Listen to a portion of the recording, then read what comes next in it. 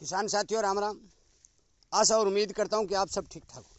साथियों, आज हम चर्चा करने जा रहे हैं कि नरमा की फसल के अंदर ग्रोथ बढ़ाने, फल फूल बढ़ाने और नरमा की फसल को सुंदर बनाने के लिए हम कौन से स्प्रे का यूज करें ताकि हमें अच्छा रिजल्ट भी मिले, पैसे भी बचें और हमारे नरमा की फसल ठीक ठाक से सही चलती हुई हमें ठीक प्रोडक्शन दे।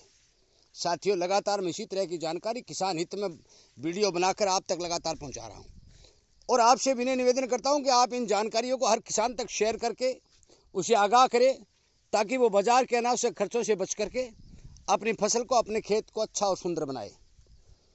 साथियों, मैंने एक वीडियो अपलोड किया था और उस वीडियो का नाम दिया था कि बाजार की नकली एनपीके से बच करके असली एनपीके घर बनाएं। अच्छा रिजल्ट जो घर बन रही है उसका बहुत भयंकर रिजल्ट आपको मिल रहा है। बनाने का तरीका मैं बताने जा रहा हूं, दोबारा फिर बताने जा रहा हूं। जो नरमा के ऊपर आप किसी भी समय किसी भी पेस्टिसाइड के अंदर मिक्स करके आप उसकी स्प्रे कर सकते हैं, उसका कोई साइड इफेक्ट नहीं है। आपको बार बार डोली उठाने की जरूरत नहीं है। जो नरमा के अंदर मैंने गुलाबी सुंडी, सफ़ेद मक्खी, हरा तेला को कंट्रोल करने के जो आपको रीठा तुम्बा, नीम ऑयल, ये प्रोक्लेम और जो तेले वाली फसल के बारे में जो मैंने वीडियो बना करके किसानों तक भेजा, तो वो किसान काफ़ी हद तक उस स्प्रे से संतुष्ट हैं, अपने खेतों में कर भी रहे हैं और रिजल्ट अच्छा भी ले रहे हैं। साथियों, आपको करना क्या है? केवल और केवल आपको 1 एकड़ की डोज बता रहा हूं। 1 एकड़ ले हो या 1 बीघा हो, कोई फर्क नहीं पड़ने वाला साथियों। इसलिए आप इस बारे ध्यान दें, अपने घर के ऊपर ताकतवर स्प्रे बना करके इस नरमा की फसल के ऊपर छिड़काव करें ताकि आपका पैसा 100% बचेगा। मैंने उस वीडियो में एक एक बात हिसाब लगाकर बताई थी कि 70-80 रुपए के खर्च के अंदर अपने घर के ऊपर नरमा की स्प्रे तैयार हो जाती है। कैसे हो जाती है सुनिए। 1 किलो डीएपी ले लें, 1 किलो यूरिया ले लें और 50 ग्राम गुड़ ले लें। 5 या 3 या 2 या जितना भी 1 एकड़ में आज पानी डालते हो उतना उसमें पानी डाल दें और वो तीनों चीज डालने के बाद आप 1 कप दूध डाल सकते हैं। दूध नहीं है तो लस्सी डाल सकते हैं, लस्सी नहीं है तो गोमूत्र डाल सकते हैं, गोमूत्र नहीं है तो गाय का पेशाब डाल सकते हैं, यदि गाय का पेशाब नहीं है तो भैंस का पेशाब डाल सकते हैं। और यदि इन चीज़ों में से कोई भी चीज़ आपके पास नहीं है तो आप अपने खेत की 1 मुट्ठी मिट्टी भी इसमें डाल सकते हैं।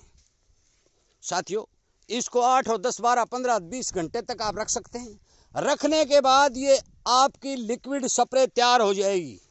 कैसे होगी ये भी बता दूं, क्योंकि जो डीएपी और नाइट्रोजन की जो फॉर्म है उसको जो भी आपके पानी में बैक्टीरिया होंगे, आपके मिट्टी के बैक्टीरिया होंगे, पेशाब या गोबर जो चीज़ आप डाल रहे हो उसमें जो बैक्टीरिया होंगे वो बैक्टीरिया गुड़ में मल्टीप्लाई होकर के उनकी अपनी संख्या को बढ़ा करके डीएपी यूरिया की फॉर्म को तोड़ देंगे, जिससे पौधा जो है जो भी आप स्प्रे तैयार करोगे उसको डायरेक्ट उठा लेगा।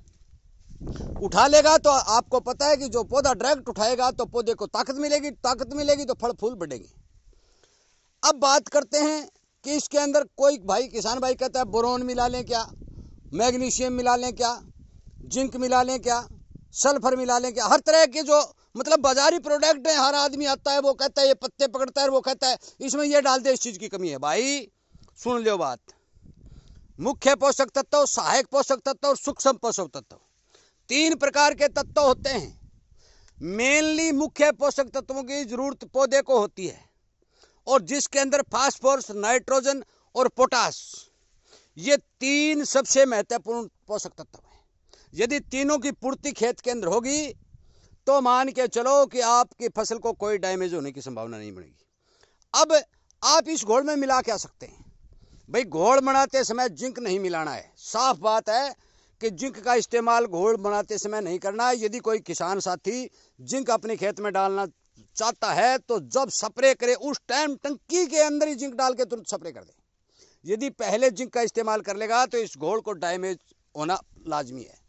साथियों, सल्फर आप इसके अंदर मिक्स कर लेते हैं क्योंकि नरमा की फसल जो है तेल वाली फसल होती है और तेल के अंदर सल्फर और कैल्शियम की मात्रा भरपूर होनी चाहिए, इसलिए सल्फर आप इस घोल के अंदर मिक्स कर सकते हैं 150-200 ग्राम प्रति किलो या प्रति बीघा।